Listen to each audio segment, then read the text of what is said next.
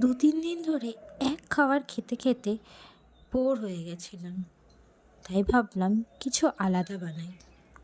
ভাবতে ভাবতেই হঠাৎ আইডিয়া এলো, কিছুদিন আগে রেস্টুরেন্টে হরিয়ালি চিকেন খেয়েছিলাম।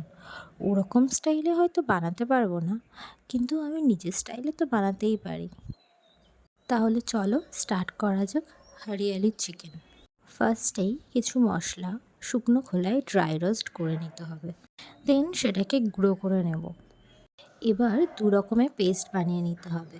ফার্স্টেই কিছুটা আদা, রসুন আর শুকনো লঙ্কার পেস্ট বানিয়ে নিতে হবে। দেন ধনেপাতা, পুদিনা পাতা আর লঙ্কা আর একটু স্বাদমতো লবণ সব দিয়ে একটা পেস্ট বানিয়ে নিতে হবে। এবার চিকেনটাকে ম্যারিনেট করে নিতে হবে। তার জন্য ফার্স্টে যে আদা রসুনের পেস্টটা নিয়েছিলাম সেটা দিয়ে দেবো। দেন স্বাদমতো নুন, হাফ লেবুর রস, কয়েক টুকরো কাঁচা লঙ্কা, কুচনো পেঁয়াজ, টক দই স্বাদমতো। এবার যে ধনেপাতা পুদিনা পাতার পেস্টটা সেটা দিয়ে দেবো। এবার 1 চামচ ড্রাই রোস্ট করা গুঁড়ো মশলাটা দেবো। 1 চামচ ধনে গুঁড়ো, 1 চামচ জিরে গুঁড়ো। দেন কিছুটা সর্ষের তেল দিয়ে সেটাকে আবার ভালো করে মিশিয়ে নেব। এবার এই চিকেনটাকে আধ ঘন্টার জন্য ঢেকে রেখে দেবো।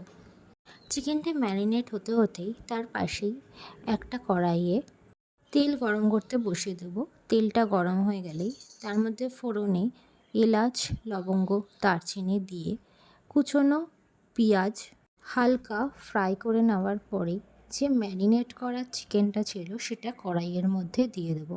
দেন 5 থেকে 10 মিনিট হাই ফ্লেমে চিকেনটাকে ভালো করে কষিয়ে নেব। দেন চিকেনটা যখন একটু কালার চেঞ্জ হয়ে যাবে তখন ফ্লেমটাকে লো করে ঢাকনা দিয়ে ঢেকে দেব 20 মিনিটের জন্য। 20 মিনিট পর ঢাকনাটা খুলে যদি ওর মধ্যে থেকে তেল ছেড়ে দেয় তাহলে ওর মধ্যে অ্যাড করব 1 চামচ লবণ, 1 চামচ চিনি আর একটু গুঁড়ো দুধ।